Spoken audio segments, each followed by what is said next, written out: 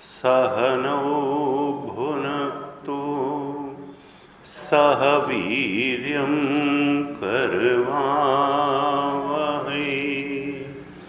तेजस्विनावधीतमस्तु मा विद्विषावहै।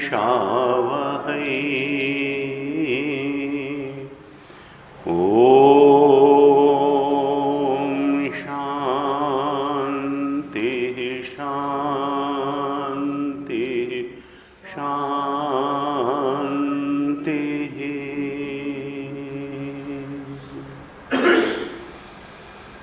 सदाशिवसमारम्भां शङ्कराचार्यमध्यमाम्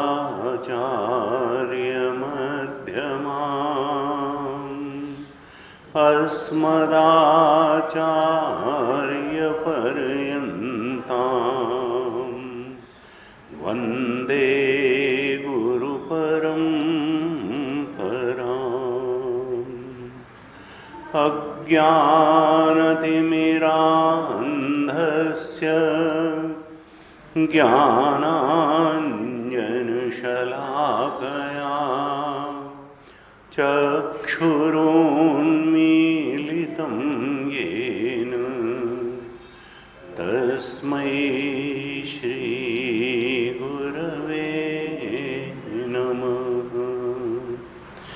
तस्मै श्री गुरवे नमः।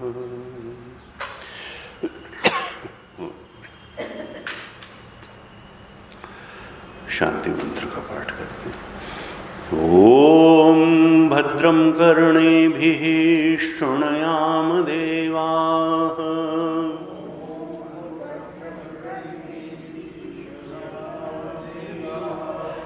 भद्रं पश्येमाक्षभिर्यजत्राः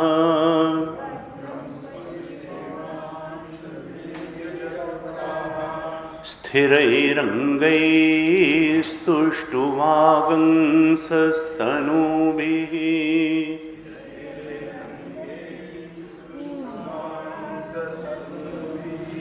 व्यशेम देवहितं यदायुः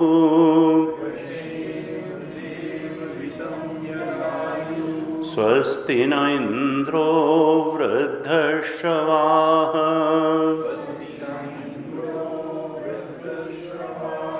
स्वस्ति नः पूषा विश्ववेदाः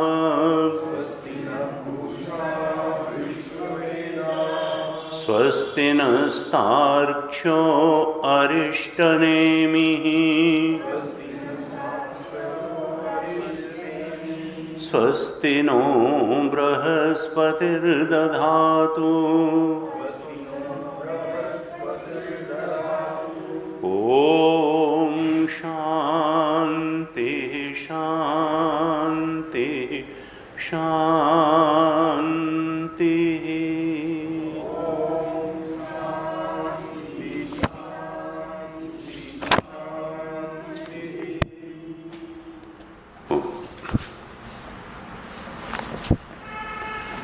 हालात शांति प्रकरण की पहली कारिका से पाठ करें। हालात शांति अंतिम प्रकरण की पहली कारिका। ज्ञानेनाकाशकल्पेन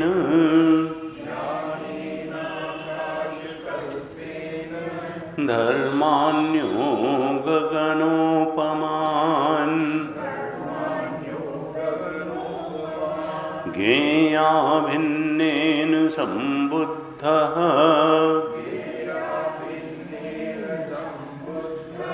तं वन्दे द्विपदाम्बरम् अस्पर्शयोगो वै नाम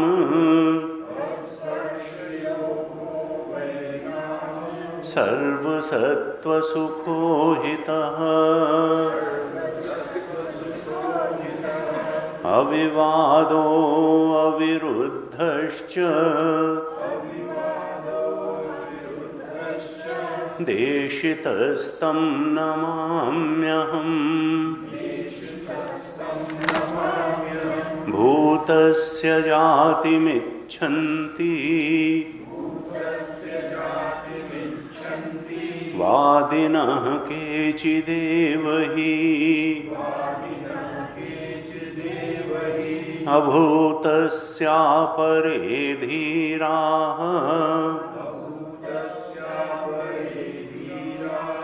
विवदन्तः परस्परम्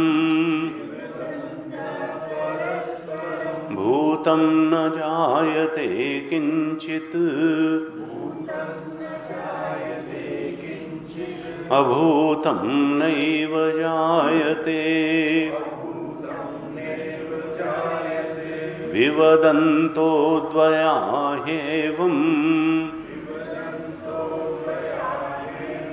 अजातिं ख्यापयन्ति ते ख्याप्यमानाम् अजातिं तैः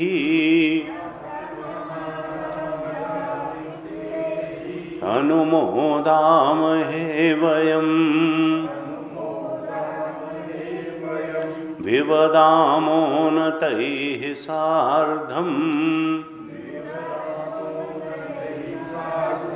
अविवादं निबोधत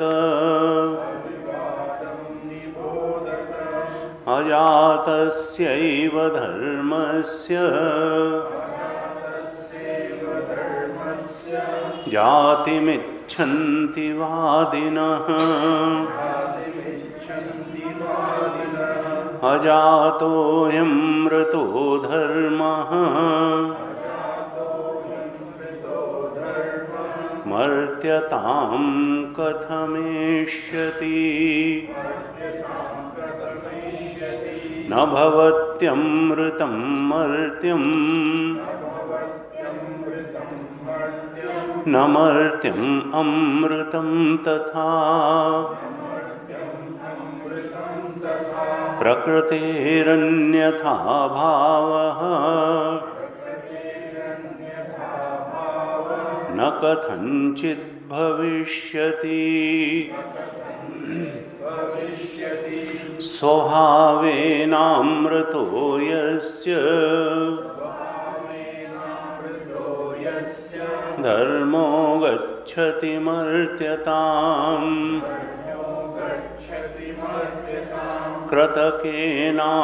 कृतकेनामृतस्तस्य कथं स्थास्यति निश्चलः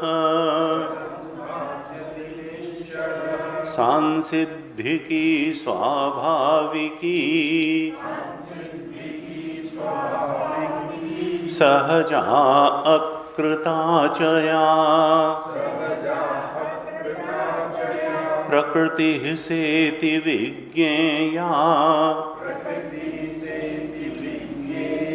स्वभावं न जहाति या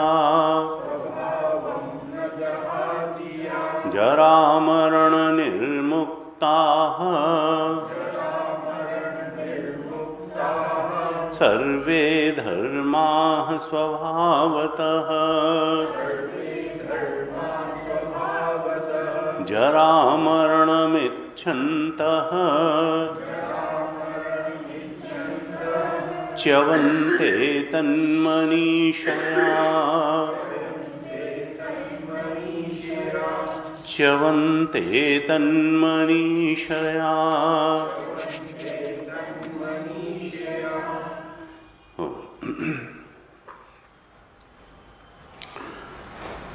इस मांडूक्य उपनिषद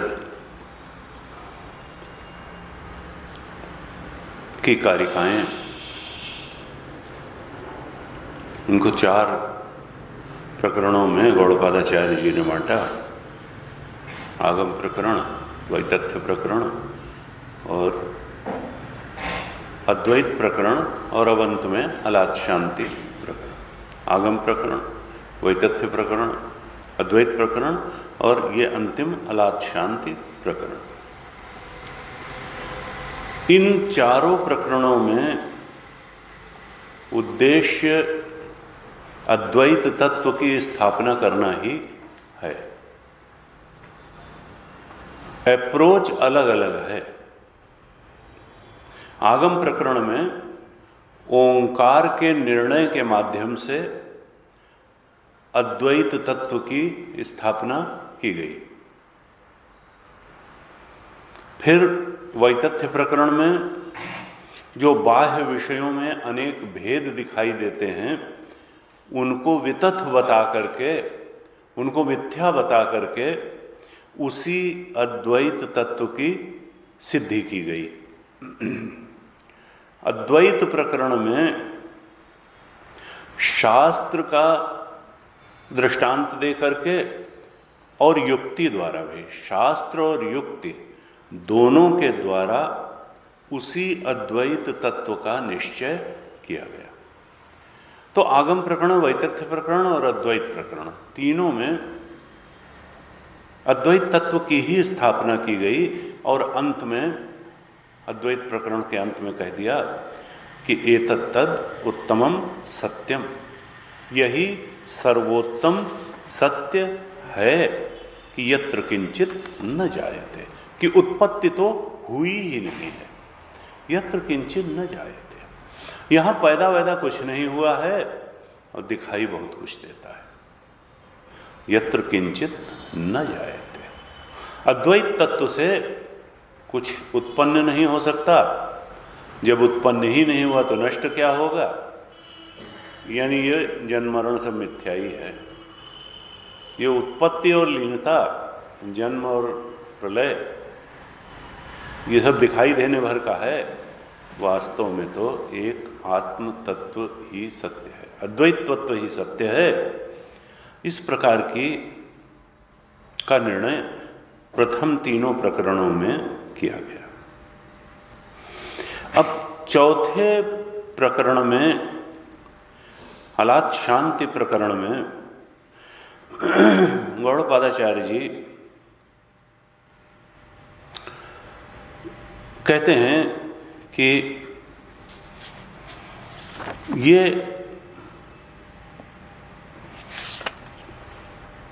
अपने पक्ष का, अपने पक्ष को इस्टेब्लिश कर देना, अपने सिद्धांत की स्थापना कर देना, लेकिन दूसरे के पक्ष ठीक नहीं है, इस बात को न बताना भी ठीक नहीं। हमारा पक्ष ठीक है, इसको ओंकार निर्णय द्वारा भी बता दिया। जो दिखाई देने वाली अनेकता और भिन्नता है, उसको वितथ या मिथ्या साबित करके भी बता दिया, शास्त्र और युक्ति द्वारा अद्वैत प्रकरण में भी बता दिया।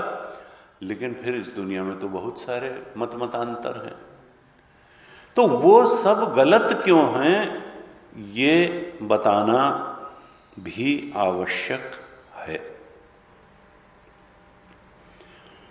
भाष्यकार ने भाष्य लिखा तो लिखा, आवीत न्यायेन इति अलात शांति आरभ्यते। का देखो, सम्यक दर्शन तो अद्वैत दर्शन ही है, और जो अद्वैत दर्शन के विरोधी दर्शन हैं, उनका असम्यकत्व दिखाना भी आवश्यक है। कहा इसलिए आवीत न्यायेन इति अलात शांति आरभ्यते। कहा तद इह विस्तरेण अन्योन्य विरुद्धतया असम्यक दर्शनत्वं प्रदर्श्य। जो अद्वैत दर्शन के विरोधी दर्शन हैं, वो किस प्रकार से सम्यक नहीं है, उनका असम्यकत्व है। ये भाष्य का चौथा सेंटेंस है। तदेह विस्तरेण अन्योन्य विरुद्धतया असम्यक दर्शनत्वं प्रदर्श्य। जो अद्वैत दर्शन के विरोधी दर्शन हैं, वो सम्यक नहीं हैं, उनका असम्यकत्व दिखाने के लिए तत्प्रतिषेधेन, और उनका प्रतिषेध करने के लिए, यानी उनको गलत साबित करने के लिए, उनको नकारने के लिए अद्वैत दर्शन सिद्धि रूप, और तब तो अद्वैत दर्शन की सिद्धि होगी। क्योंकि हमने अपनी बात को बहुत जोरदारी तरह से कह दिया और दूसरे की बात को गलत सिद्ध ही नहीं किया। तो अब 3 प्रकरणों में अपनी बात को बिल्कुल सिद्ध कर चुके। अब चौथे प्रकरण में कहा कि जो अन्य विरोधी दर्शन है उनका असम्यकत्व भी सिद्ध करना आवश्यक है। इस उद्देश्य से आवीत न्याय की दृष्टि से अलात शांति प्रकरण आरंभ किया जाता है। कहा कि ये आवीत न्याय क्या है? कहा आवीत न्याय होता है कि जो अपना पक्ष है उसको तो सिद्ध कर दिया, लेकिन पर पक्ष का निषेध नहीं किया। तो दूसरे का पक्ष का निषेध करके जो अपने पक्ष की सिद्धि है उसको आवीत न्याय कहते हैं। नहीं, दूसरे का पक्ष क्यों गलत है, वो तर्कतः वहां पर क्या दिक्कत है, क्यों वो बात ठीक नहीं है, तो दूसरे के पक्ष का काट करके तब अपने पक्ष को सिद्ध करना, यह आवीत न्याय है। यानी अब यहां पर कारिकाकार बताने वाले हैं कि जो द्वैतवादी दर्शन हैं, क्योंकि ऐसे दर्शन है, हम जानते हैं, न्याय है, वैशेषिक है, सांख्य है, योग है, पूर्व मीमांसा है, ये सब द्वैतवादी दर्शन है। बौद्ध है, बौद्ध के अनेक सौत्रांतिक हैं, शून्यवादी हैं, क्षणिक विज्ञानवादी हैं, बौद्ध के 6 दर्शन हैं।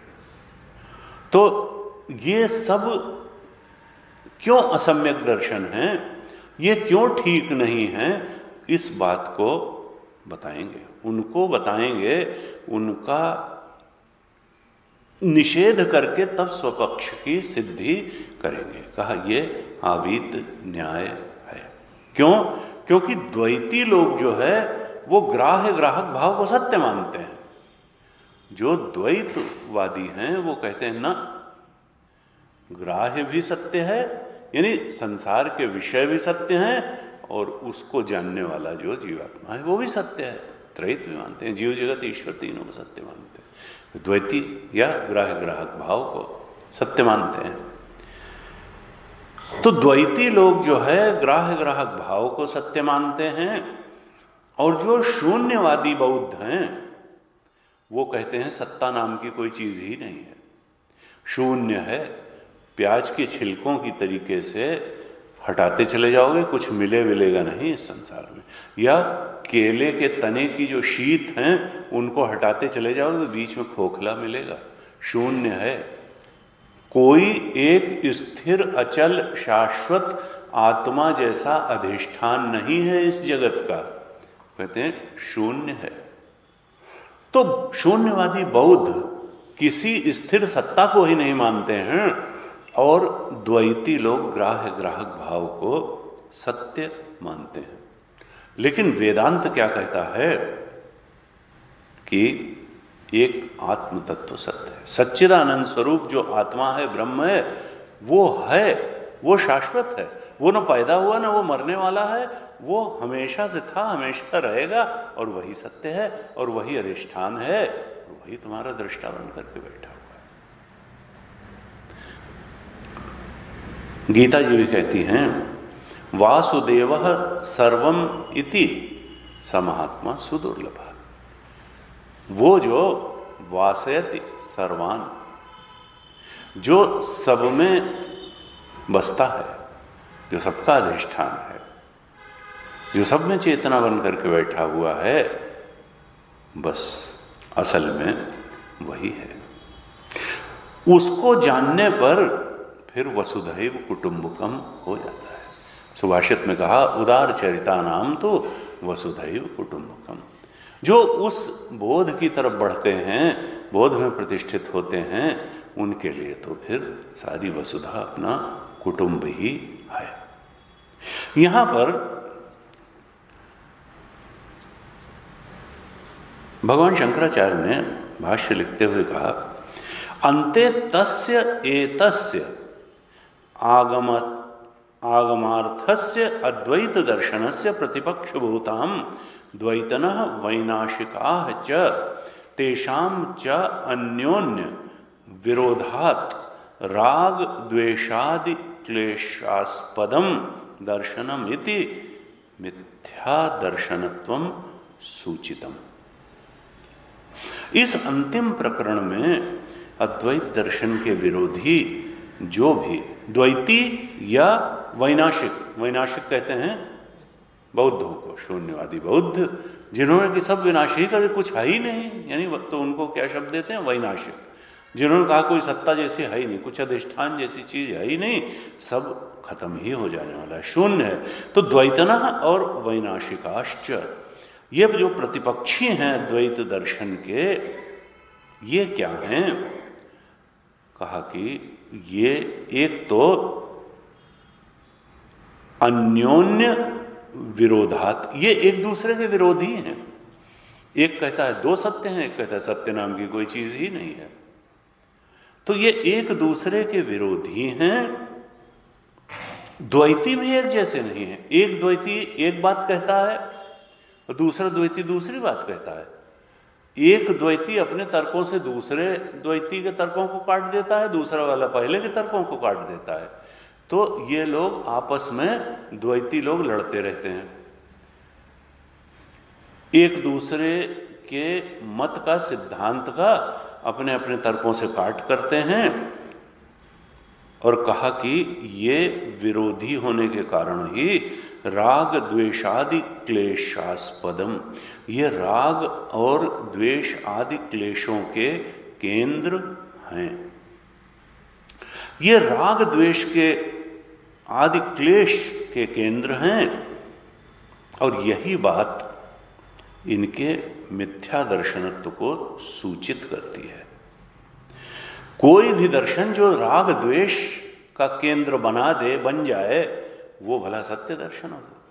दर्शन का उद्देश्य यह है कि जीवन में शांति आ जाए, जीवन में स्थायी शांति आ जाए, स्थायी सुख आ जाए, तब तो दर्शन है। अगर लड़ाई झगड़ा शुरू हो जाए, राग द्वेष प्रारंभ हो जाए, तो फिर दर्शन क्या है? उस दर्शन का तो उद्देश्य ही जो है, उसका एम जो है फॉरफिट हो गया, वो तो दर्शन नहीं है। सम्यक दर्शन उसको नहीं कहा जा सकता, क्योंकि वो तो राग द्वेष को बढ़ावा देने वाला हो गया, क्लेश का केंद्र हो गया। कहा इसलिए उनका असम्यकत्व दिखाने के लिए अब यह अलात शांति प्रकरण का प्रारंभ करते हैं। कहा योग दर्शन में कहा अविद्या, अस्मिता, राग द्वेष, अभिनिवेश, पंचक क्लेश। अविद्या, अस्मिता, राग द्वेष, अभिनिवेश, इनको 5 को क्लेश कहा गया। तो राग द्वेष को क्लेश तो माना, लेकिन वहां पर कहा कि राग द्वेष क्यों उपजते हैं? तो कहा कि हमने कई बार चर्चा की कि इसमें उत्तर उत्तर का कारण पूर्व पूर्व वाला है।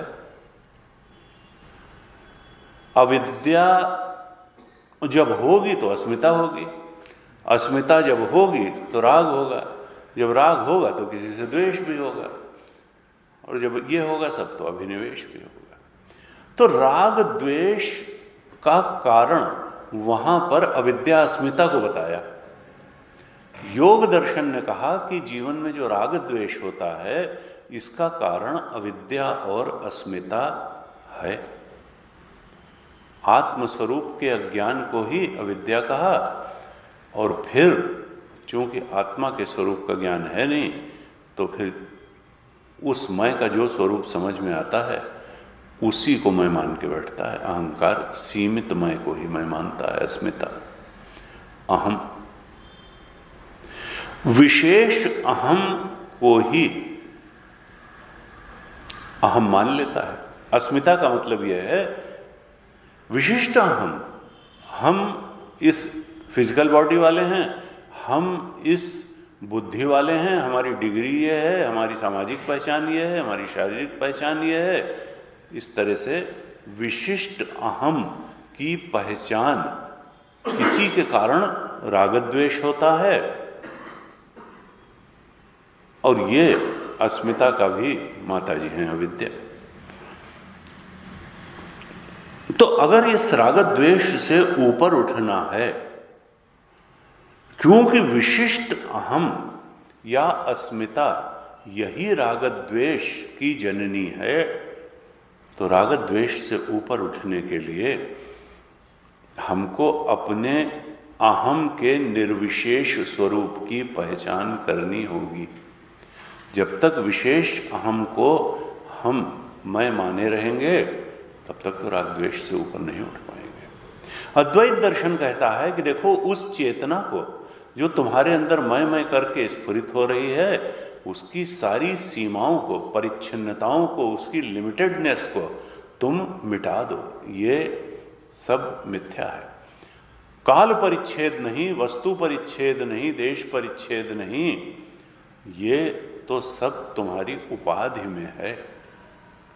काल परिच्छिन्नता, तो ये शरीर जो है काल परिच्छिन्न है, 70-80 साल के लिए मिला। देश परिच्छिन्न ये है, चेतन काल परिच्छिन्न नहीं है। घड़ा जो है देश परिच्छिन्न है, घड़ा काल परिच्छिन्न है, और घड़ा वस्तु परिच्छिन्न भी है। लेकिन घड़े में जो आकाश है वो देश परिच्छिन्न भी नहीं है, काल परिच्छिन्न भी नहीं है, वस्तु परिच्छिन्न भी नहीं है। घड़ा तो एक समय पैदा हुआ, एक समय फूट जाएगा, तो काल परिच्छिन्न है। ये फिजिकल बॉडी एक समय पैदा हुई, एक समय नहीं रहेगी, तो ये तो है काल परिच्छिन्न। और ये देश परिच्छिन्न भी है, कुछ स्थान घेरता है। और ये वस्तु परिच्छिन्न भी है, इसका कुछ लंबाई चौड़ाई वजन है, 70-80-90 किलो का है। लेकिन जो घटाकाश है, जो इस शरीर में अंदर चेतन है, वो तो पैदा नहीं हुआ, वो काल परिच्छिन्न नहीं है, वो देश परिच्छिन्न भी नहीं है, और वो वस्तु परिच्छिन्न भी नहीं है। वो उसमें कोई विशेषता छू ही नहीं गई है। विशेषता या तो फिजिकल बॉडी में होती है या अंतःकरण में होती है। बौद्धिक विशेषताएं हो सकती हैं, स्वभाव की विशेषताएं हो सकती हैं, शरीर की गठन इत्यादि की विशेषताएं हो सकती हैं। चेतन में कोई विशेषता नहीं। चेतन तो फिर चेतन ही है, उपाधि में ही विशेषताएं हैं। चेतन तो निर्विशेष अहम है, और वो निर्विशेष अहम फिर उसको जीव नहीं कहा जा सकता, वो तो ब्रह्म रूप ही है। निर्विशेष, क्योंकि जब तक वो उपाधि से संयुक्त नहीं होगा, तब तक जीव संज्ञा मिलेगी नहीं। ग्रंथि को ही जीव संज्ञा कहते हैं। केवल उपाधि को भी जीव संज्ञा नहीं मिलेगी, केवल चेतन को भी जीव संज्ञा नहीं मिलेगी, जब जड़ चेतन ही ग्रंथि भरी गई। यद्यपि मृषा छूट, वो जो झूठी ग्रंथि है, जब चेतन जड़ के संपर्क में आता है, तभी उसको जीव संज्ञा मिलती है, तभी वो भटकाव शुरू होता है, तभी उसकी वासनाएं जन्म लेती हैं, स्वभाव जन्म लेता है, और तमाम तरह के संसरण होते हैं। तो कहा, देखो, ये अस्मिता जो विशिष्ट अहम है, यह राग द्वेष का कारण है, और इससे ऊपर उठने के लिए तो निर्विशेष अहम के बोध में प्रतिष्ठित होना पड़ेगा, अर्थात अद्वैत आत्म तत्व के बोध में प्रतिष्ठित होना पड़ेगा, और यही सम्यक दर्शन है। कहा, देखो, ये जो अद्वैत दर्शन के अलावा जितने दर्शन हैं, वे एक दूसरे को काट देते हैं। न्याय के विचार को सांख्य काट देता है, और सांख्य के विचार को न्याय काट देता है, और कहते हैं मोदामय, हम तो आनंदित होते हैं, हमें कुछ करने की जरूरत ही नहीं है। ये जो विचारों के अनेक प्रवाह हैं, ये सब चक्रवत हैं, एक दूसरे से कट जाते हैं, ये अलात बुझ जाता है। इनका असम्यकत्व आपस में ही समझ लेने पर इनके विचार सिद्ध हो जाता है, और इस तरह से अद्वैत दर्शन का ही सम्यक दर्शन है, इसकी स्थापना हो जाती है। अब यहां पहली कारिका में कहते हैं, ज्ञानेन आकाशकल्पेन धर्मान्यो गगनोपमान ज्ञेया भिन्नेन संबुद्धः तम वंदे द्विपदाम वरम। कारिकाकार कहते हैं, ज्ञेय अभिन्नेन संबुद्धः, ज्ञेय से जो अभिन्न है उसको जाना, संबुद्ध भली प्रकार से जान लिया। ज्ञेय अभिन्नेन संबुद्ध, जिसने ज्ञेय से अभिन्न कौन है? ज्ञेय कौन है? सामान्य रूप से तो हम समझते हैं कि संसार के विषय ही ज्ञेय हैं, लेकिन वास्तव में तो ज्ञेय अपना आत्मा ही है। सब कुछ को जान लिया और आत्मा को नहीं जाना तो फिर क्या जाना? 7वें मंत्र में कहा, शांतम शिवम अद्वैतम चतुर्थम मन्यन्ते सा आत्मा सविज्ञेय। वही तो जानने योग्य है। कहा, पहला जो ये श्लोक है ये असल में गुरु की वंदना है। इसमें मुख्य वाक्य क्या है कि मैं अपने गुरु की वंदना करता हूं। तम वंदे द्विपदाम वरम, मैं अपने उन गुरु की वंदना करता हूं जो द्विपदाम, 2 पैर वालों में यानी मनुष्यों में सर्वश्रेष्ठ हैं, वर्णीय हैं, वरम है, श्रेष्ठ भी हैं और वर्णीय भी हैं। वो फॉलो करने योग्य हैं, वर्ण करने योग्य हैं और श्रेष्ठ हैं। ऐसे उन गुरु की मैं वंदना करता हूं जो मनुष्यों में श्रेष्ठ हैं, आदर योग्य हैं, वर्णीय हैं। अब उन गुरु की क्वालिटी बताते हैं कि वो क्यों वर्णीय हैं, क्यों आदर योग्य हैं, क्यों 2 पैरों वालों में सर्वश्रेष्ठ श्रेष्ठ हैं। क्योंकि वो ज्ञानी हैं, संबुद्धा हैं।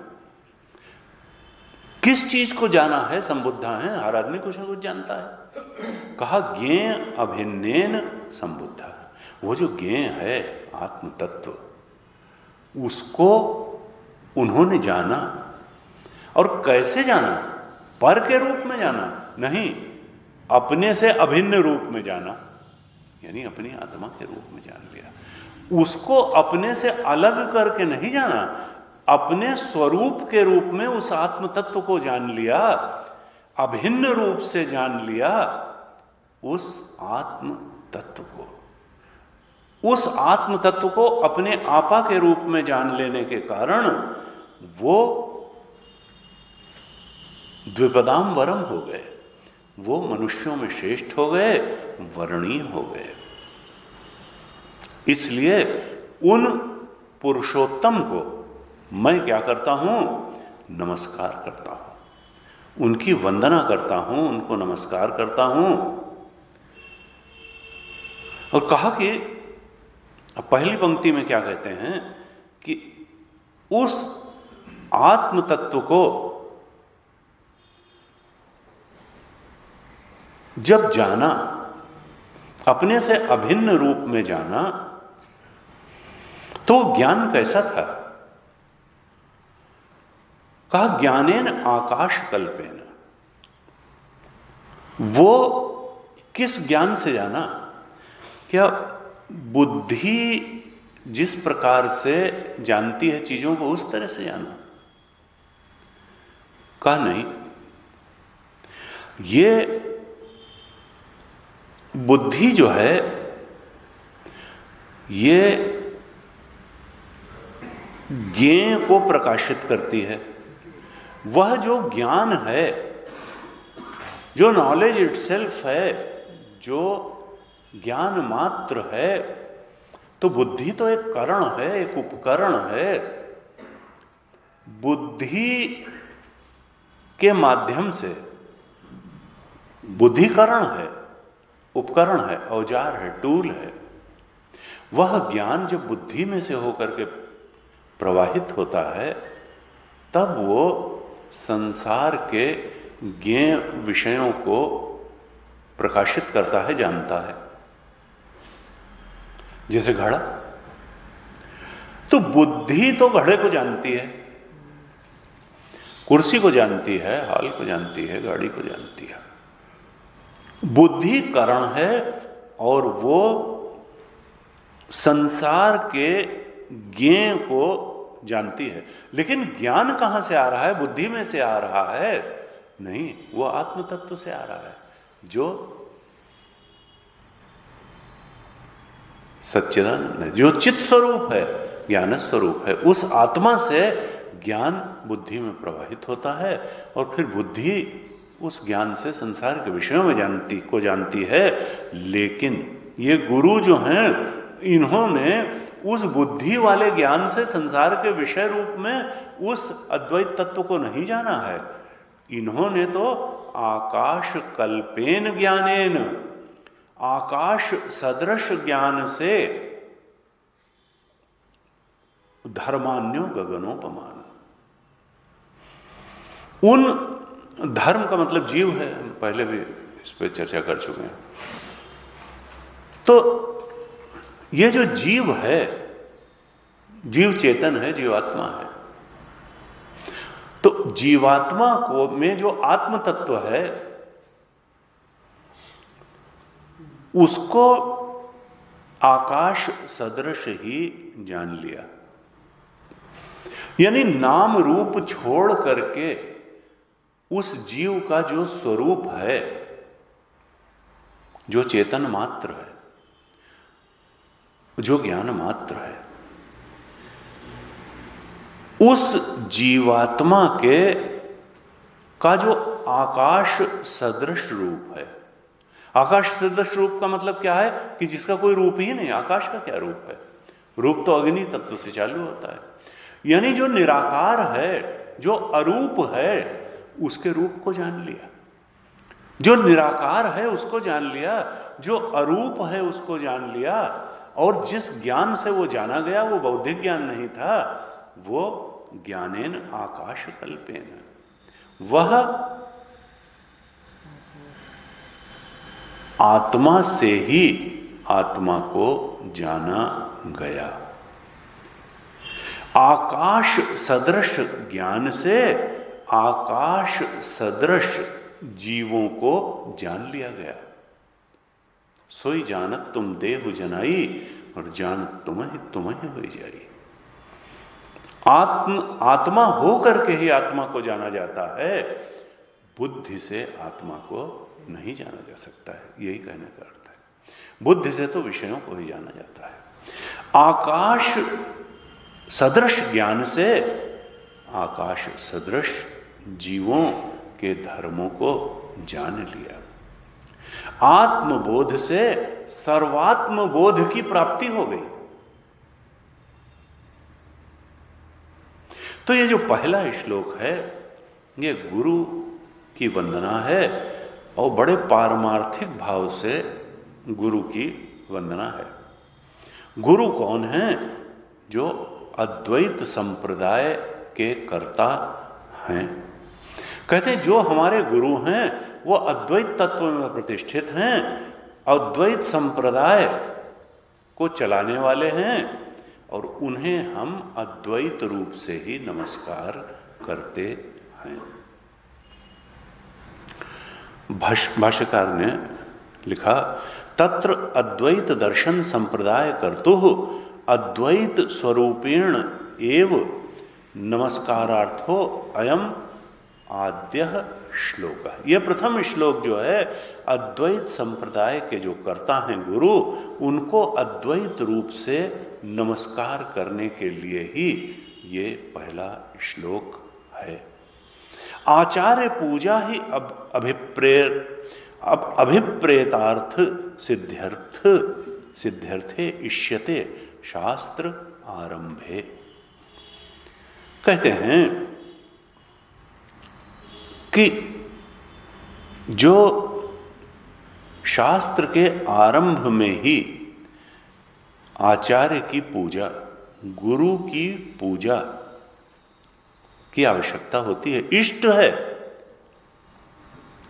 किस लिए? निर्विघ्न समाप्ति के लिए। शास्त्र की निर्विघ्न, ग्रंथ की निर्विघ्न समाप्ति के लिए ग्रंथ के प्रारंभ में ही हमारे यहाँ मंगलाचरण का और गुरु की और ईश्वर की वंदना का विधान किया गया। देखिए इसमें बड़ा विचित्र भी है। ये अलात शांति प्रकरण को कई लोगों ने कहा कि वो जो पहले के 3 प्रकरण हैं ये तो गौड़पादाचार्य जी ने लिखे हैं, और ये जो चौथा प्रकरण है ये किसी बौद्ध विद्वान ने लिखा है। ये किसी बौद्ध विद्वान ने लिख दिया। क्यों?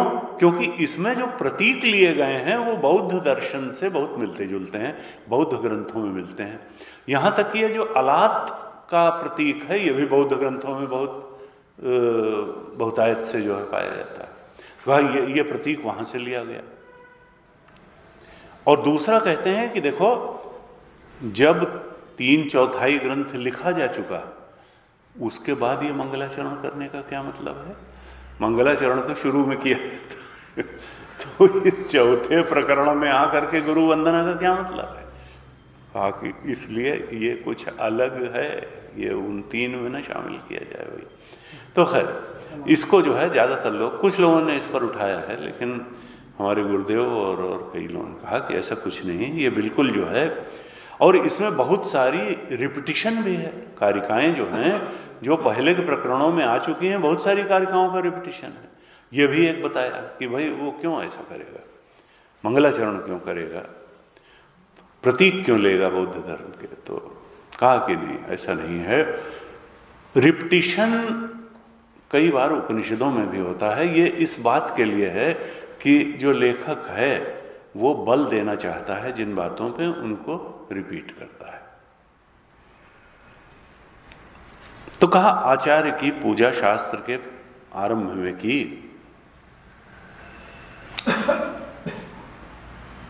ज्ञेय से जो अभिन्न है उसको जाना हमारे गुरु ने। आत्मा के धर्मों को देखा, जीवात्मा के धर्म भी आकाश सदृश हैं, और जिस ज्ञान से जाना वो भी आकाश सदृश है, यानी अरूप है, निराकार है, स्पर्श के परे है और अपना आत्मा ही है। कहा इस वंदना का अर्थ वही समझ सकेगा जिसने अमनी भाव को समझा है कि जो मन है वो भी वास्तव में आत्मा ही है। परमार्थ सत्य यही है कि ज्ञान और ज्ञेय भिन्न नहीं है। जो बौद्धिक ज्ञान होता है वहां बौद्धिक ज्ञान अलग होता है, बुद्धि के ज्ञान से संसार के विषय जो कि ज्ञेय हैं उनको जाना जाता है। वहां ज्ञान और ज्ञेय में अंतर होता है। लेकिन यहां जो ज्ञान है गुरु को, वो तो ज्ञान और ज्ञेय अभिन्न है। आत्मा ही जानने वाला है और आत्मा को ही जाना जा रहा है। ज्ञान और ज्ञेय अभिन्न है, यही परमार्थ सत्य है कि ज्ञान और ज्ञेय अलग अलग नहीं है। जो ज्ञान का स्वरूप है आकाश स्वरूप सच्चिदानंद स्वरूप, वही ज्ञेय का भी स्वरूप है। तो ऐसे उस गुरु की मैं वंदना करता हूं जो मनुष्यों में वर्णीय हैं, और उनकी श्रेष्ठता क्या है कि वो ज्ञानी हैं, संबुद्ध हैं। उन्होंने सम्यक रूप से जाना है जीवों के आत्म तत्व को। आकाश रूप से जान लिया जीवों के आत्म तत्व को, जिसमें कोई रूप नहीं है, कोई स्पर्श नहीं है, जो निराकार है। निराकार ज्ञान से निराकार ज्ञेय को जान लिया। जब ज्ञान और ज्ञेय दोनों आकाश रूप हैं, इसका मतलब कि वो एक रूप ही हैं। ज्ञान और ज्ञेय में कोई भिन्नता है ही नहीं, अभिन्न है। अद्वैत प्रकरण में 33वीं कारिका थी। असल में ये पहली कारिका का आधार अद्वैत प्रकरण की 33वीं कारिका ही है। अद्वैत प्रकरण की 33वीं कारिका थी, अकल्पकम अजम ज्ञानम ज्ञेया भिन्नम प्रचक्षते, ब्रह्म ज्ञेयम अजम नित्यम अजेन अजम विबुध्यते। अकल्पकम अजम ज्ञानम, जो अजन्मा ज्ञान है। देखिए, बुद्धि से जो ज्ञान होता है वो तो जन्म लेता है, किसी चीज का ज्ञान नहीं था फिर ज्ञान हो गया। लेकिन जो अजन्मा ज्ञान है, जो ज्ञप्ति मात्र है, जो नॉलेज इटसेल्फ है, वो सारी कल्पनाओं से रहित है। वो किसी चीज का ज्ञान नहीं है, वो तो होने मात्र का ज्ञान है, वो तो सन मात्र का ज्ञान है, आनंद मात्र का ज्ञान है, आत्म तत्व मात्र का ज्ञान है। अकल्प, उसमें कोई कल्पना नहीं है। असल में यही अमनी भाव का स्वरूप है। इस कारिका में अमनी भाव का स्वरूप बताया था, और यहां कहा था मन ही जो है, मन को ज्ञान कह दिया था। मन अपने मूल रूप में ज्ञान ही है, आत्म तत्व ही है। अकल्पकम अजम ज्ञानम ज्ञेया भिन्नम प्रचक्षते। जो तत्वज्ञानी हैं वो इस अजम ज्ञानम को ज्ञेय ब्रह्म से अभिन्न बताते हैं। ये 33वीं कारिका में द्वैत प्रकरण की कहा था। फिर कहा था ब्रह्म ज्ञेयम अजम नित्यम। ये जो ब्रह्म विषय ज्ञान है वो अजन्मा है और नित्य है, और अजेन अजम विबुध्यते।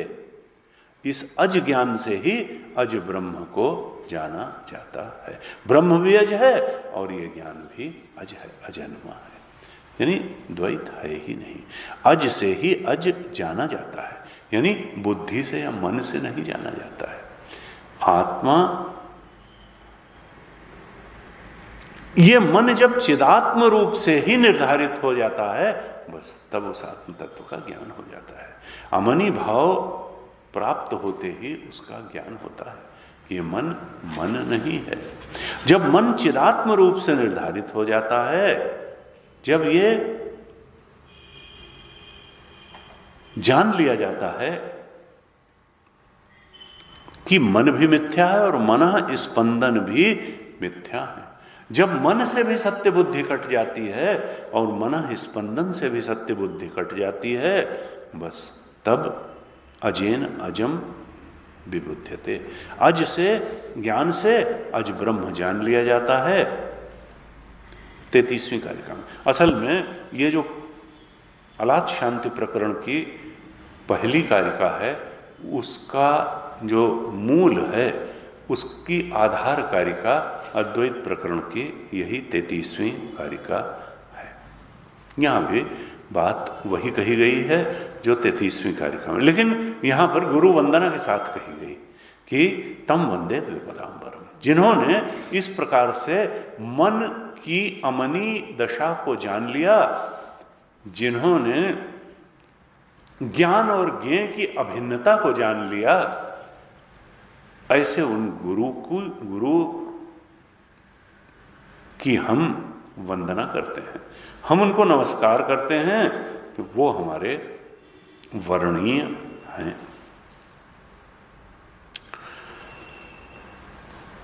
कहा कि देखो, ये वंदन का स्वरूप क्या है? वंदन का स्वरूप क्या है कि नमस्कार का मतलब है अहंकार को छोड़ देना। अगर हमारी बुद्धि गुरु की बुद्धि से भिन्न है तो इसका मतलब नमस्कार नहीं हुआ। अभी हम कुछ अलग बात सोच रहे हैं और ये जो तम वंदे द्विपदाम वरम है ये कुछ अलग बात कह रहे हैं। हमने अभी अपने अहंकार को छोड़ा नहीं है। वंदन करना, नमस्कार करने का अर्थ है नम्र हो जाना, नमन करना। किस सीमा तक नमन करना कि अहंकार का पूरी तरह से विसर्जन हो जाए, गुरु के चरणों में, गुरु के ज्ञान में अपना ज्ञान विलीन हो जाए, अपने अहंकार का विसर्जन हो जाए। यह बोध हो जाए कि उनकी बुद्धि से हमारी बुद्धि अलग नहीं है, उनके संकल्प से हमारा संकल्प भिन्न नहीं है, अलग नहीं है। और तभी यह बोध भी होगा कि उनके स्वरूप से हमारा स्वरूप भिन्न नहीं है, न हमारी बुद्धि भिन्न, न हमारा संकल्प भिन्न और न हमारा स्वरूप भिन्न। गुरु के साथ अभेद हो जाने से फिर जो गुरु का ज्ञान है वही शिष्य का ज्ञान है।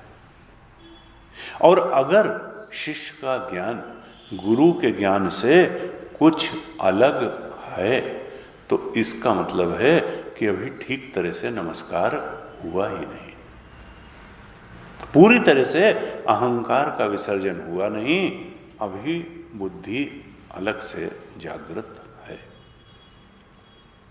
कहा वो जो द्विपदाम वरम हैं, पुरुषोत्तम हैं, वो ज्ञान के स्रोत हैं और उनकी हम वंदना करते हैं।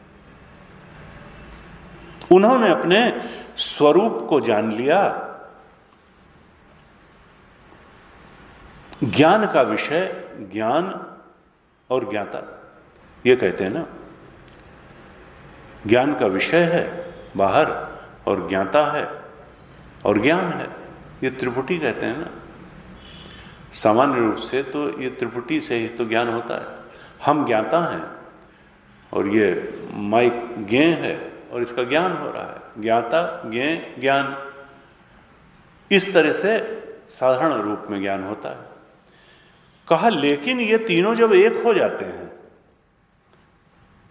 ज्ञ आत्मा है, जानने वाला भी आत्मा है और ज्ञान भी आत्मा का हो रहा है जो ज्ञान स्वरूप है, तो त्रिपुटी रही नहीं, एक ही बचा।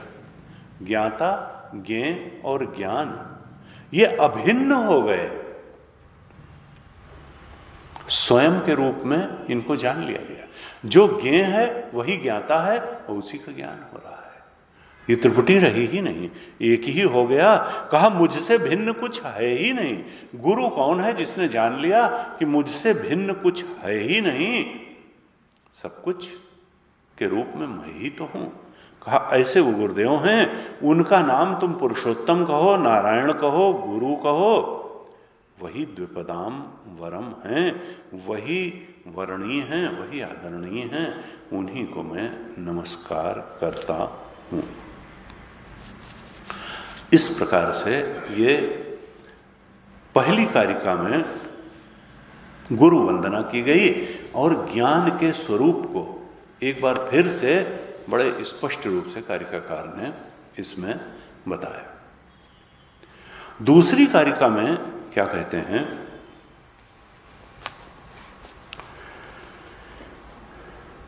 अस्पर्श योगो वै नाम सर्व सत्व सुखो हितः अविवादो अविरुद्धश्च देशितस्तम नमामि अहम।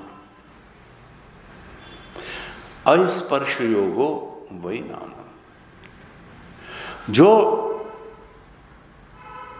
ज्ञानी जनों की मंडली है, ब्रह्मविदों की मंडली है, उसमें एक योग है जो अस्पर्श योग के नाम से प्रसिद्ध है।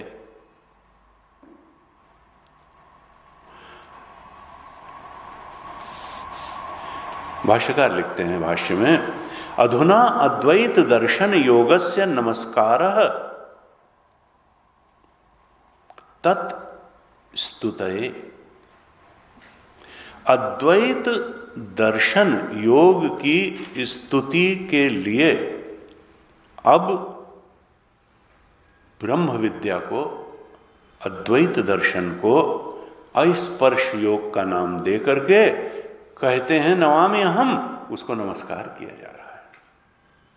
उसको नमस्कार करता हूं अर्थात उसका वर्ण करता हूं। किसको? अस्पर्श योगो वही नाम। उस अस्पर्श योग को, स्पर्शनम स्पर्शः संबंधो न विद्यते यस्य योगस्य केनचित् कदाचित् अपि सह अस्पर्श योगः ब्रह्म स्वभाव एव। अस्पर्श योग क्या है? वो ब्रह्म स्वभाव वाला जो योग है। यानी ब्रह्म स्वभाव क्या है? ब्रह्म को तो ब्रह्मा छूता है, ना उसको कोई चीज छू सकती है, ना वो किसी को छूता है, क्योंकि उसके अलावा कुछ है ही नहीं। रस्सी जो है प्रतिमान सर्प को कभी छुएगी ही नहीं, क्योंकि है तो अस्पर्श योग है। उसको नहीं कुछ छू सकता है, ना वो किसी को छूता है। इसलिए ये ब्रह्म स्वभाव वाला जो योग है, इसका नाम क्या है? अस्पर्श योग। इसको किसी ने छुआ नहीं और ये किसी को छूता नहीं है, तो अस्पर्श योग है। ब्रह्म विदाम अस्पर्श योग इति एवं प्रसिद्धा इत्यर्थ। ये जो अस्पर्श योग है नाम से, ये जो ब्रह्म स्वभाव वाला जो योग है, ये ब्रह्म विदाम, जो ब्रह्मवेत्ता हैं उनके बीच में ये अस्पर्श योग नाम से प्रसिद्ध है। और ये जो अस्पर्श नाम से प्रसिद्ध योग है, जो ब्रह्म स्वभाव वाला है, ये कैसा है? कहा सर्व सत्व सुखो हितः। सर्व सत्व अर्थात सारे ही प्राणियों के लिए ये सुखकर है, सुखकर। ये दुष्कर नहीं है, सुखकर है। दुख देने वाला नहीं है, सुख देने वाला है। सर्व सत्व सुखो, और हितकारी भी है। ये सुखदाई भी है और हितकारी भी है। सर्व सत्व सुखो हितः। अविवादो अविरुद्धश्च। और ये इसके बारे में कोई विवाद नहीं है, ये विवाद रहित योग है। देखिए अभी ये बताएंगे कि द्वैतियों में कैसे विवाद है, ये बौद्ध दर्शन में कैसे विवाद है, लेकिन ये जो अस्पर्श योग है, जो ब्रह्म स्वभाव वाला है, ये जो अद्वैत दर्शन है, ये अविवाद रूप है, इसमें कोई विवाद नहीं है। देखिए बुद्धि के स्तर की बातों में विवाद हो सकता है कि ये ठीक कि वो ठीक, लेकिन जो दोनों ठीकों या दोनों गलतों सबका प्रकाशक है आत्मदेव, उसके विषय में क्या विवाद होगा? वो तो बुद्धि में ये एंगल आया, वो एंगल आया, ये सही बात आई, सबको प्रकाशित कर। प्रकाशक में सूर्य में क्या विवाद है?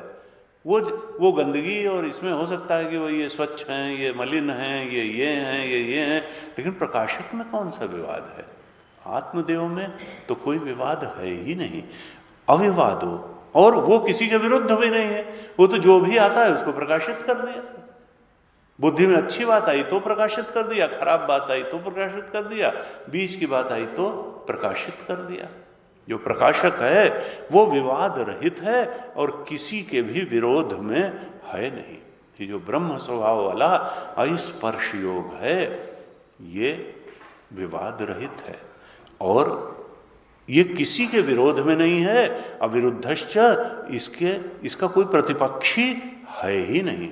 आत्म प्रकाश का प्रतिपक्षी कौन होगा?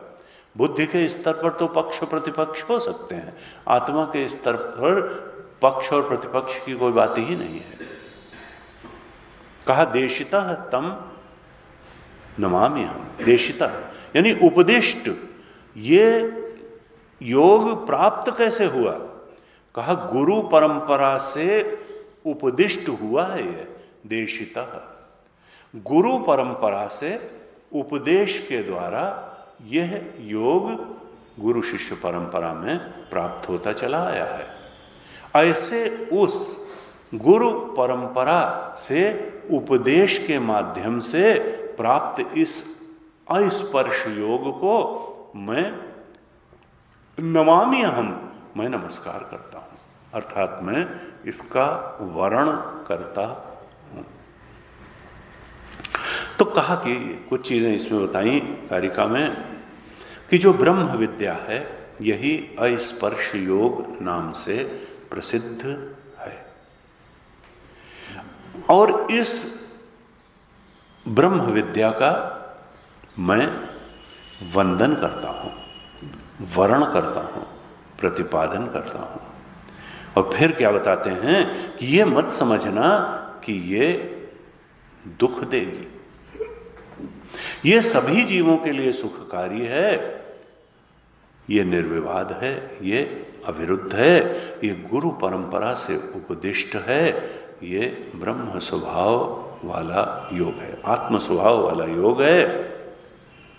ये सबके लिए सुख देने वाला किस तरह से है? तो भाष्यकार ने भाष्य लिखा तो कहा कि देखो, कुछ बातें ऐसी होती हैं जो फल में तो बड़ी सुखदायी होती हैं, लेकिन साधन में दुखदायी होती हैं। जैसे तपस्या, तपस्या करते समय व्यक्ति को कष्ट का अनुभव होता है, लेकिन फल में वो सुख देने वाली होती है। इसी तरह से कुछ चीजें होती हैं जो साधन करते समय तो सुखदायी होती हैं, लेकिन फल में दुखदायी होती हैं। कहा तप जो है वो साधन करते समय तो दुख देने वाला होता है, कष्ट देने वाला होता है, लेकिन फल में तो सुखदायी होता है। लेकिन विषय भोग जो है वो जिस समय भोगे जाते हैं उस समय तो सुखदायी होते हैं, और फल में वो दुखदायी होते हैं। कहा ये ऐसा नहीं है, ये तप की तरह भी नहीं है, ये स्पर्श योग, और ये विषय भोग की तरह भी नहीं है। तप तो साधन करते समय दुख रूप होता है, और विषय भोग फल में दुख रूप होता है। लेकिन ये अस्पर्श योग ऐसा है कि न ये साधन कर तप की तरह साधन करते समय दुख रूप है, और न ये विषय भोग की तरह फल में ही दुख रूप है। ये दुख रूप है ही नहीं, ये तो साधन में भी सुख रूप है और फल में भी सुख रूप है। साधन और फल दोनों में ये अस्पर्श योग, ये सुख रूप है। इस योग का प्रतिपक्षी बनता ही नहीं है। क्यों? क्योंकि ये जो हमारा स्वरूप है ये अविवाद स्वरूप है, और स्वरूप अविरुद्ध स्वरूप है। स्वरूप किसके विरोध में होगा? स्वरूप हमारा आत्मा वो किसी के विरोध में नहीं होता है और किसी के विवाद में भी नहीं पड़ता है। हम स्वयं ज्ञान स्वरूप हैं और हम ऐसा अनुभव करते हैं। कहा वैसे सामान्य जो ज्ञान की पद्धति है साधारण, उसमें एक दृश्य होता है, एक दृष्टा होता है और दर्शन होता है। दृश्य, दृष्टा और दर्शन, या ज्ञाता और ज्ञान कई तरीके से त्रुटि कर सकते हैं। और एक ये भी है कि डीप स्लीप में इन तीनों का अभाव भी हो जाता है, न ज्ञेय रहता है, न ज्ञाता रहता है, न ज्ञान रहता है। तो दृष्टा, दर्शन, दृश्य और इनका अभाव, असल में जो ये सब जो है दृष्टा, दर्शन, दृश्य, ये सब तो सुपर इम्पोजिशन है, अध्यास है। किसमें? अधिष्ठान में ये अध्यस्त है।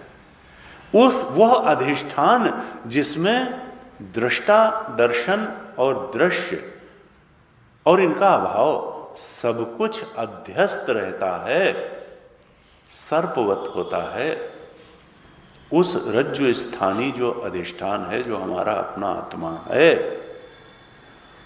उसको तो कोई स्पर्श ही नहीं करता। न दृष्टा उसको स्पर्श करता है, न दृश्य स्पर्श करता है, न दर्शन स्पर्श करता है, न इसका अभाव स्पर्श करता है। वो अधिष्ठान किसका स्पर्श करे और कौन उस अधिष्ठान को स्पर्श करे का ये जो इस प्रकार का अधिष्ठान है, वो उसमें कहना कि विवाद है, तो अद्वैत में विवाद तो ऐसा ही है जैसा कोई कहे कि मरुस्थल के जल में दो मछलियां लड़ रही हैं। अरे भाई, मरुस्थल का जल ही नहीं है तो मछली कहां से आएगी, वो लड़ेगी क्या?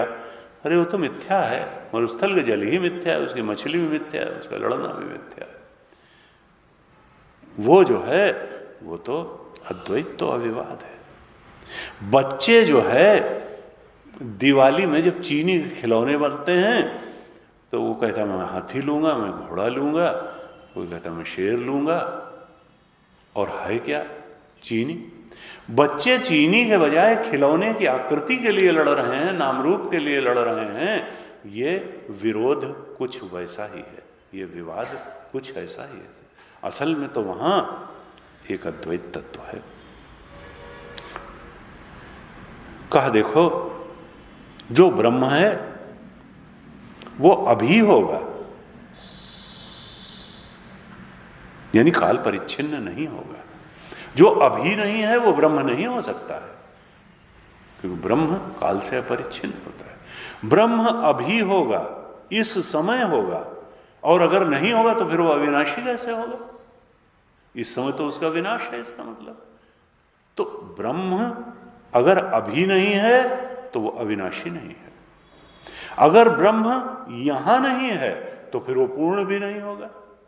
देश परिच्छेद अगर है, अगर यहां ब्रह्म नहीं है तो पूर्ण कैसे होगा? एक जगह ऐसी हो गई जहां वो है ही नहीं, तो पूर्णता में बाधा आ जाएगी। तो ब्रह्म अभी है और ब्रह्म यही है, और ब्रह्म यही है, वस्तु परिच्छेद भी नहीं। सब कुछ ब्रह्म है, सर्वम खलु इदम्। अगर ये ब्रह्म नहीं है तो ये माइनस ब्रह्म हो जाएगा। ब्रह्म अभी है, ब्रह्म यही है, और ब्रह्म यही है। यही नहीं होगा तो सर्वात्मा कैसे होगा? वो विश्व कैसे होगा? तो ब्रह्म ये नहीं कि अभी नहीं है, ब्रह्म अभी है, ब्रह्म यही है, और ब्रह्म यही है। ब्रह्म में न काल परिच्छेद है, न देश परिच्छेद है, न वस्तु परिच्छेद है। इस तरह से जो अविवादो अविरुद्धश्च देशितस् तम नमामि अहम्। जागृत में वही है, स्वप्न में वही है, सुषुप्ति में वही है, तीनों में वो ब्रह्म ही समाया हुआ है और तीनों के परे भी है। इस प्रकार से कहा कि देखिए, अयम तो सुखो, और कहा हितश्च। एक चीज और कही, सर्वसत्व सुखो और हितश्च। ये ऐसा नहीं है कि अहितकर है, सुख का कारण है सब प्राणियों के, और हितकारी भी है। इससे ज्यादा हितकारी कुछ नहीं है। भोग वर्तमान में हितकारी रहता है, लगता है, लेकिन भविष्य में हितकारी नहीं होता है। तपस्या भविष्य में हितकारी लगती है, वर्तमान में लगता है हितकारी नहीं। कहा नहीं, ये तो क्या है? ये तो सब समय हितकारी है। सर्व सत्व सुखो हिता, हर प्रकार से सुख देने वाला है, अस्पर्श योग, और हर प्रकार से हितकारी है। ये किसी के विरोध में नहीं है, इसका किसी से विवाद नहीं है। ऐसे इस उपदेश से, परंपरा से प्राप्त स्पर्श योग को, ब्रह्म स्वभाव वाले योग को मैं नमस्कार करता हूँ, मैं इसका वर्ण करता हूँ। ये बताया। दूसरी कारिका में ये बताया। तीसरी कारिका में क्या कहते हैं? तीसरी कारिका में कहते हैं, भूतस्य जातिम इच्छन्ति वादिनः केचिद एव ही अभूतस्य अपरे धीराः विवदन्तः परस्परम। कहते हैं भूतस्य जातिम इच्छन्ति वादिनः केचित एव ही।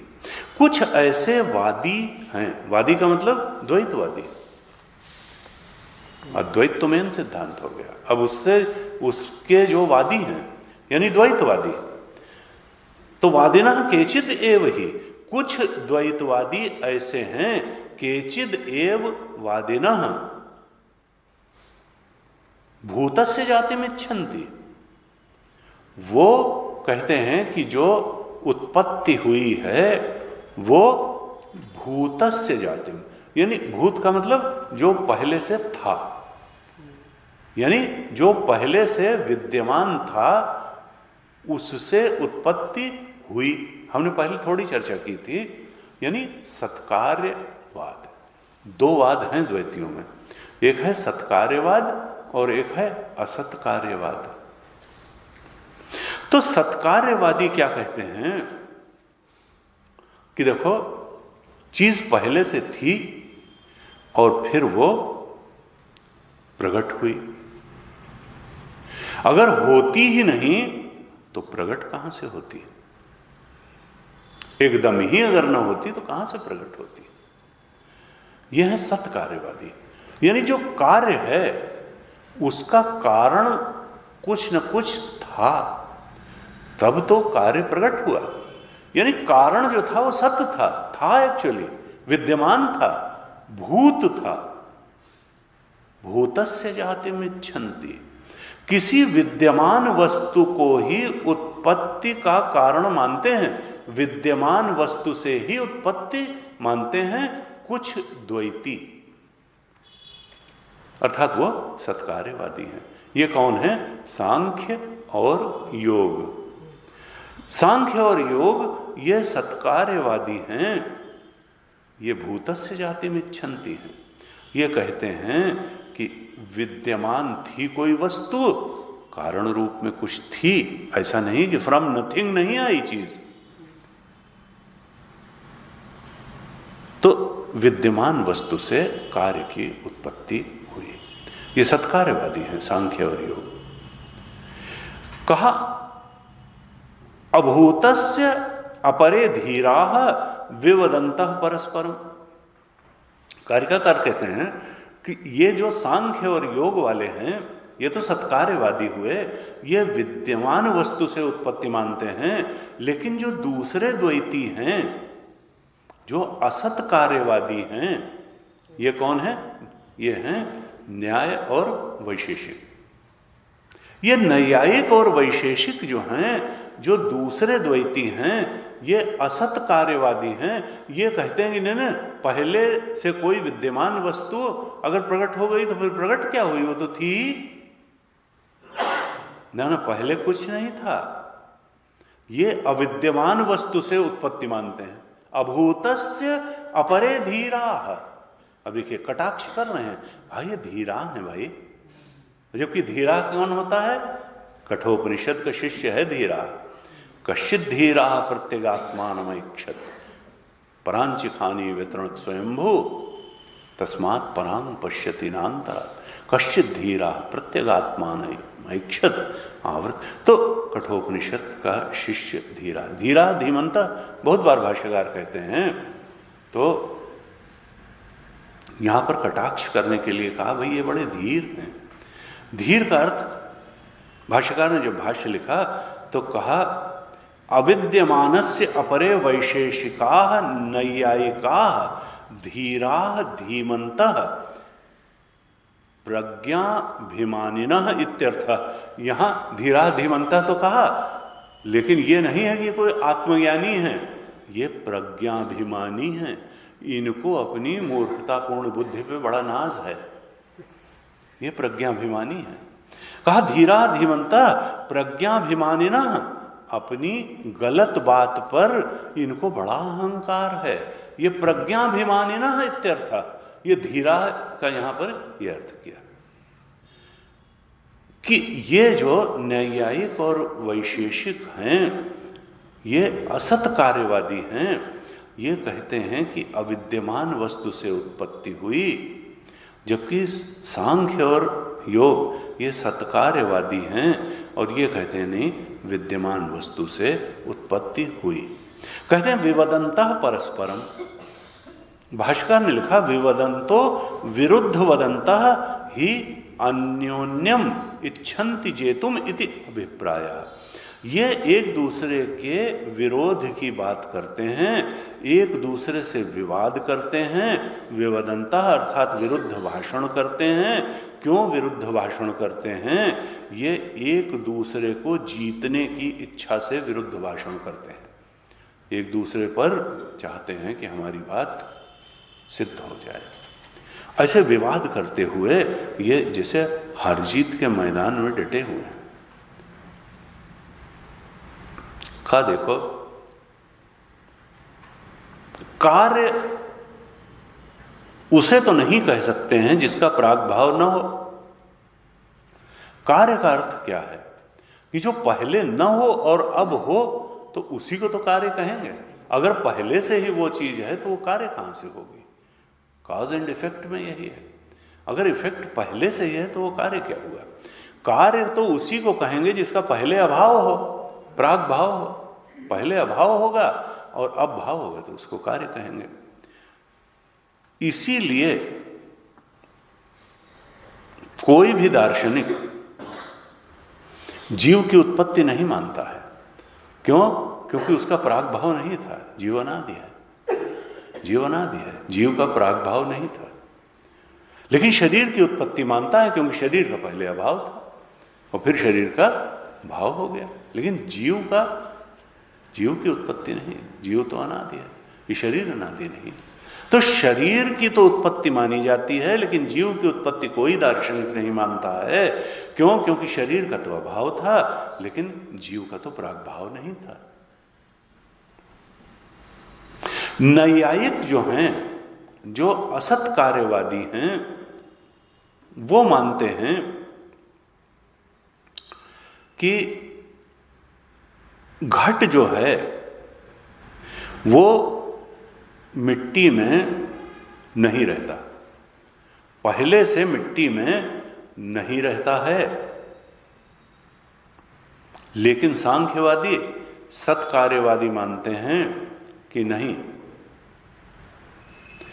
ये घट जो है ये पहले से मिट्टी में रहता है। केवल क्या होता है कि ये गोचर हो जाता है जब इसको कुम्हार मिट्टी को एक शेप दे देता है, यानी वो मिट्टी में छिपा हुआ है पहले। केवल वो कोई कार्य रूप नहीं है कि वो नहीं था। असत कार्यवादी कहते हैं घट नाम की कोई चीज मिट्टी में नहीं थी, घट बिल्कुल एक नई उत्पत्ति है। मिट्टी में घट असत था और फिर वो असत से एक सत घट के रूप में प्रतीति होने वाले घट के रूप में हो गया। सांख्यवादी कहते हैं नहीं नहीं, ये घट छुपा हुआ था मिट्टी में तभी निकला, अगर छुपा हुआ ना नहीं होता तो निकल ना पाता। केवल उस छुपे मिट्टी में छुपे हुए घट में एक प्रतीति गोचरता हो गई, वो प्रतीयमान हो गया और उसमें व्यवहार की योग्यता आ गई। तो जन्म का अर्थ सांख्यवादियों की दृष्टि में क्या है? प्रतीति गोचरता और व्यवहार योग्यता। वो मिट्टी जब घट के रूप में हुई तो व्यवहार योग्य हो गई और घट की प्रतीति हो गई। तो प्रतीति गोचरता और व्यवहार योग्यता, इसी को सांख्य वाले जन्म लेना कहते हैं। अब इस पर जो है बड़े बड़े कटाक्ष कहते हैं, भाई देखो, एक आदमी कमरे के अंदर जो है बैठा हुआ था और कमरे के बाहर आया तो दिख गया, तो क्या वो कार्य हो गया? प्रतीति गोचरता ही अगर कार्य का तुम और व्यवहार योग्य, कमरे के अंदर था तो न उससे व्यवहार हो सकता था न वो दिख रहा था।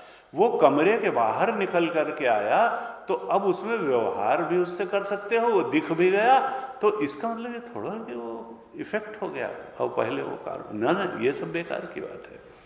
सरसों के अंदर तेल था, वो पेर दिया गया, तेल बाहर आ गया, तो इसका मतलब ये थोड़े भी वो कार्य हो गया, वो तो था ही, पहले भी था, पहले भी था। तो अब वेदांत क्या कहता है कि देखो,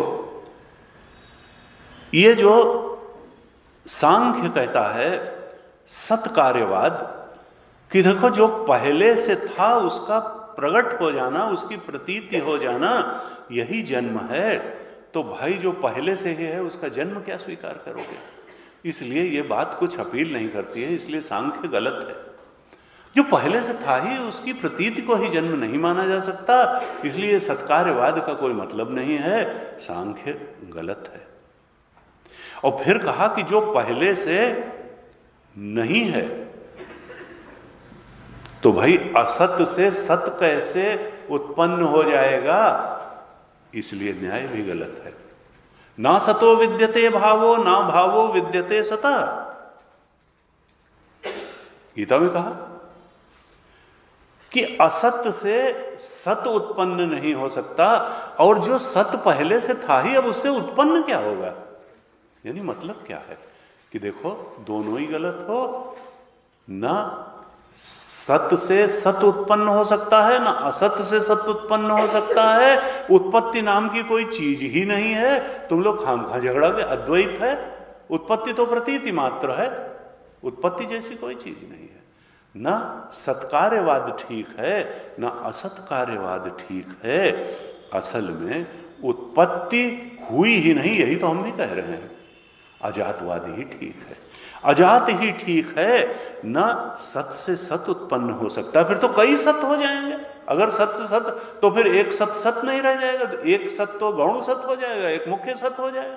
सत से सत नहीं उत्पन्न हो सकता, और असत से भी सत नहीं हो, तो असत से सत कहां से उत्पन्न हो जाएगा? असत से सत नहीं उत्पन्न हो सकता, और सत से भी सत नहीं। इसका मतलब क्या है? उत्पत्ति का कोई मतलब नहीं है।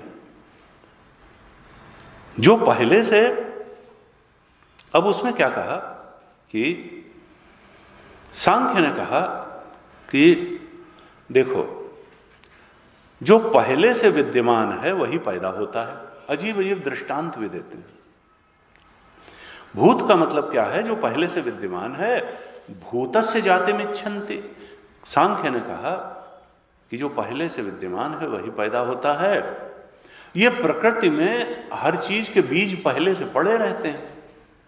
प्रकृति बीजात्मा है, सबका बीज उसमें मौजूद रहता है, और फिर उससे जगत उत्पन्न होता है। और वैशेषिक कहते हैं कि जो चीज पहले थी ही थी, तो उसमें उत्पत्ति क्या हुई? उत्पत्ति तो तब है जब पहले न होवे और बाद में आवे। तो सांख्य ने क्या कहा? उसने बीज दृष्टि बनाई। सांख्य ने कहा कि देखो बीज में से आम निकला, इमली तो नहीं निकली। आम के बीज में से आम ही निकला, इमली नहीं निकली, तो उस बीज में आम जरूर था तभी आम निकला। ये हुई भूत की जाति, विद्यमान की उत्पत्ति। आम के बीज में से आम निकला, ये सांख्य ने कहा। नैयायिक ने कहा देखो उस बीज में जब तुम ढूंढने जाओगे तो उसमें न पत्ता मिलेगा, न उसमें बौर मिलेगी, न उसमें फल मिलेगा, न तना मिलेगा, न जड़ मिलेगी, न हरियाली मिलेगी। जो जो चीज उसमें नहीं थी वही वही उसमें से निकली।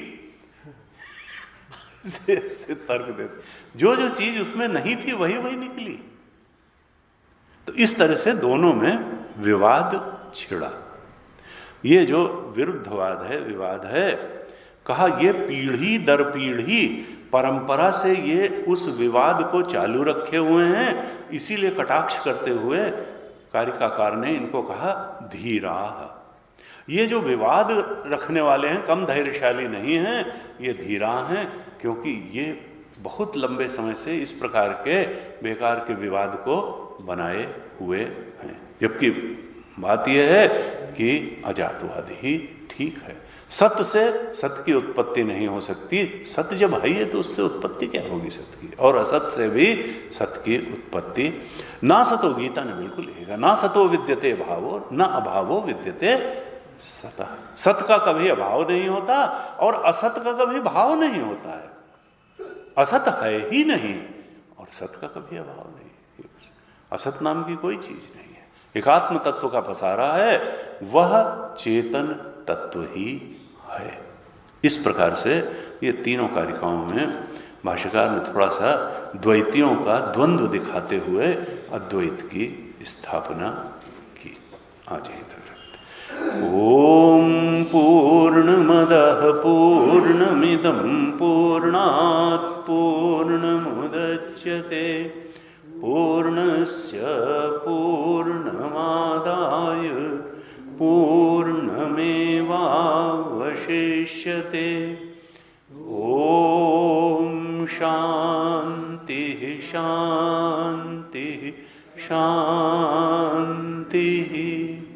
हरि ओम। श्री गुरुभ्यो नमः। हरि ओम।